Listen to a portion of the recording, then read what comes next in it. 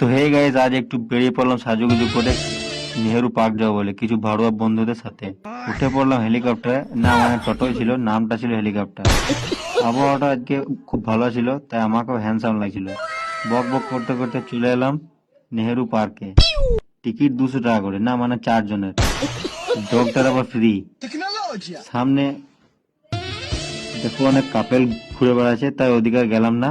মাসির কাছে সালাম করে একটু পানি খেয়ে ঘুরতে লাগলাম। তো গাইজ, এগুলো কি রাশিয়ান পাখি না বড় বড় ডিম দেওয়া পাখি? আমাকে একটু কমেন্টে বলো। সেই আর একটু এগিয়ে যেতে যেতে দেখলাম ঘোড়াটাকে কিছু পাতা খাইয়ে উঠে পড়লাম ওর উপর এনজয় করতে।